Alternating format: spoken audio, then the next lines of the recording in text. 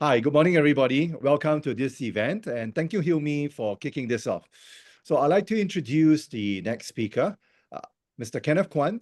He is an international renowned author, global leadership and change speaker, recognized for his exceptional ability to inspire and empower audience around the globe. He has a remarkable track record of speaking to leaders from 40 countries across 4 continents. That's quite a helm. Organizations such as AIA, Singapore Airlines, Baxter Inc., Coca-Cola, SingHealth, Toyota Motors, Hilton Worldwide, the Singapore government, and numerous others who have eagerly engaged him to speak about leading change and building a sustainable corporate culture to deliver results. With this, let us welcome Mr. Kenneth Kwan. Thank you very much. Thank you. Okay. So today the topic is about how to lead the shift, building possibilities, optimism, and real results for yourself.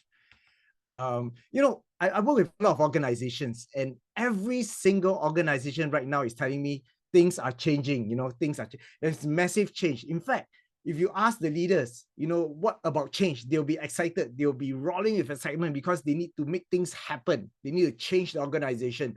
And if you ask the individual contributors, you know what? It's the exact opposite. They will roll their eyes.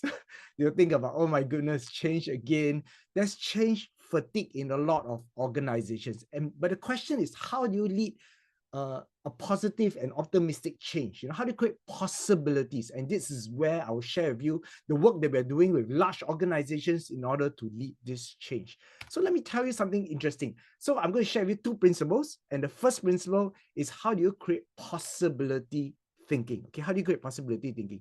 So I was called to the, a lot of times when there are problems at work, if you think about it, the first few things you think about is, the first few questions you ask is, what happened, right?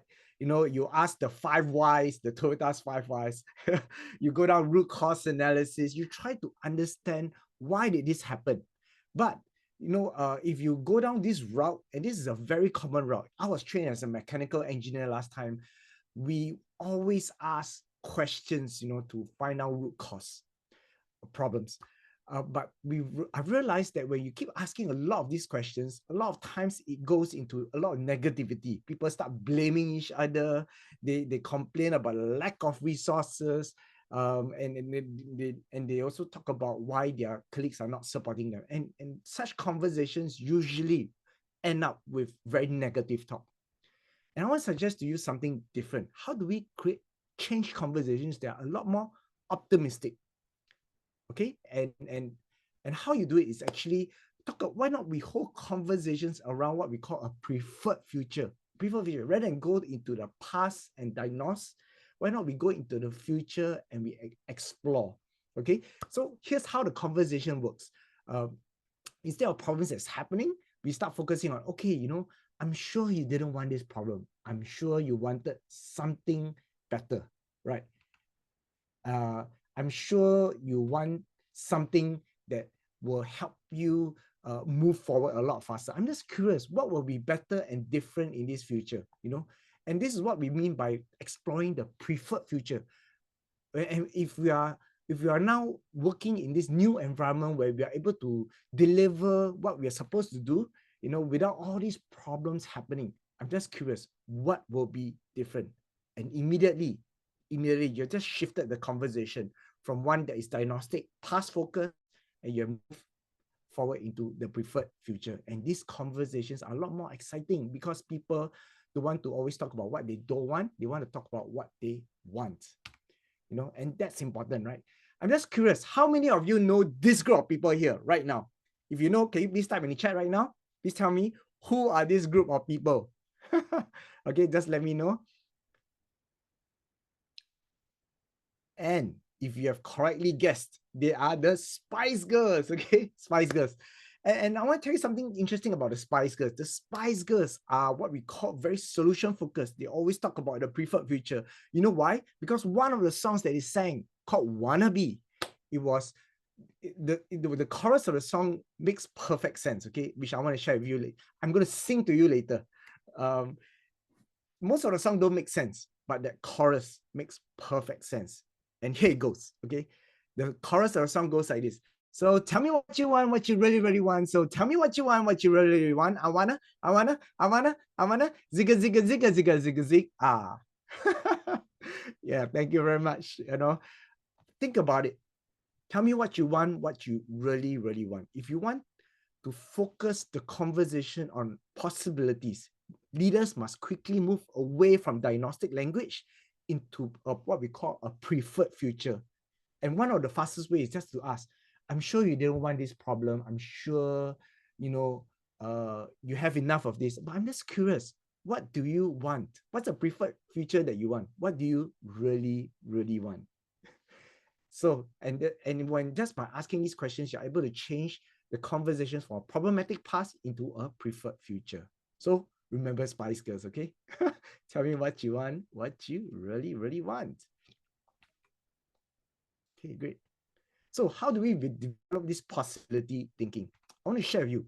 Remember, always focus on the preferred future. The preferred future is everything. It's important because we want to shift the conversation from what's not working to what's preferred, what's desired. And number two, you need to frame it as life without any operational problems. You know, you need to use words like suppose if this problem didn't happen, I'm just curious, what will be better and different in this new future? And number three, vivid positive descriptions of the future invokes positive behaviors. I know this is a mouthful, but what we're trying to say is if you can get people to describe what exactly needs to be different and better, you move them away from abstract language like, more teamwork, you know, or more communication, which is very abstract, right? You need to be very vivid. You need to ask them, I'm just curious, what exactly will be more teamwork? You know, what needs to happen for you to feel there's more teamwork or more communication?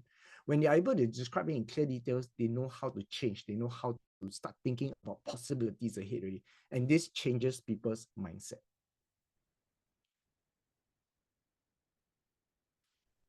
The second area, you know, in how do you create possibility thinking and then looking at what works and how do you move people forward is basically organizations. And I feel that when I work with a lot of leaders is to teach them how to build forward momentum. And that's very important because all conversations, if you think about it, cannot just revolve around exploring how you feel or what you think. It must end off with action steps. How do you move people forward? And the forward momentum is very important. So we use a scaling approach. Interesting, in our organization.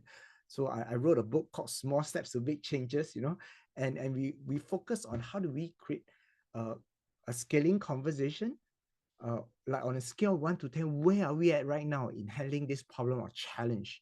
And if they say it's the number 4, then we start asking, okay, you know, what's working well for us so far? And what do we need to move one level up? And one level up is very important because a lot of times people only focus on very big action steps, but they don't understand that small action steps are very important to create momentum. And what we've noticed, when people win small, they want to win more. Winning is highly, highly motivational. You know, and you don't need to motivate people who are constantly winning or creating that small little steps of progression because it just changes their mindset. So rather than focus on big, massive change, I want to start exciting you and maybe even suggesting to you that what we should do is to focus on small steps. Anything is small. And why small? Because small is easy. Small is very doable. And not only that, remember, when people win small, they want to win more. Winning is highly motivational. So how do we create this forward momentum, especially in organizations, you know, where we work with people? Number one, I just want to share that people change best by taking small steps. Interestingly, it's the small. Not everyone can think about big things and want to do big things immediately. Big doesn't concern everybody sometimes, but small, everybody else can do, you know, and it's achievable. If you want to talk about big things, you know, usually it's only the top 1% who are highly motivated will want to be interested in the very big and massive change. But if you think about it, every big, massive change always focuses on small steps forward. Number two, confidence is developed when a person succeeds.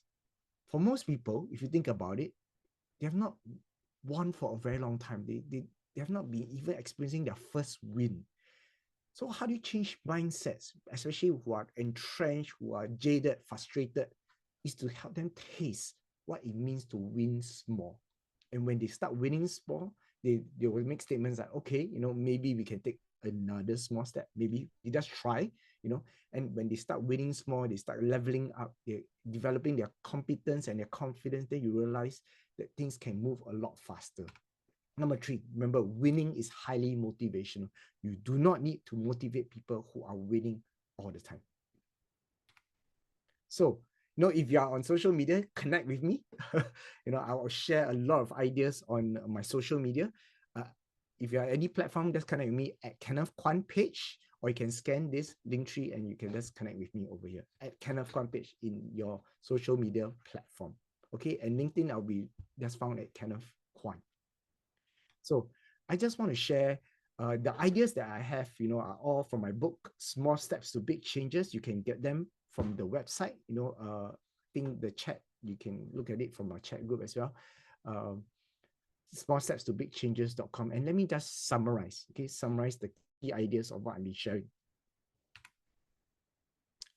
Remember, develop possibility thinking is very important in order for anything to start, for any meaningful change to start. A lot of leaders tend to underestimate this part by just saying, okay, here's what we need to do, and then expect that everybody will be excited to want to lead change. If you think about it, for any change to happen, people must first consider that it's possible. It's possible. It's a preferred future that you want to create. So that's why having the competency and the skill sets to develop possibility thinking is very, very important. And number 2, how do we constantly build forward momentum towards this? Okay, that's the challenge for any leader. And it's a skill set that we equip when we work with leaders and middle managers with many organizations. We help them focus on a scaling approach, a scale of 1 to 10, where are we at right now? And even if they say it's a 1, it's okay. Then the leaders will start saying, hey, 1 is still better than 0. It becomes optimistic. And we just focus on moving them to a level 2. And forward momentum is very important in creating self-confidence and belief. So how do you lead change? How do you actually create possibilities? How do you amplify success and move people forward? It's through these 2 ideas. So my name is Kenneth Kwan here, and I leave you with one last question. What is your next small step forward? Thank you very much.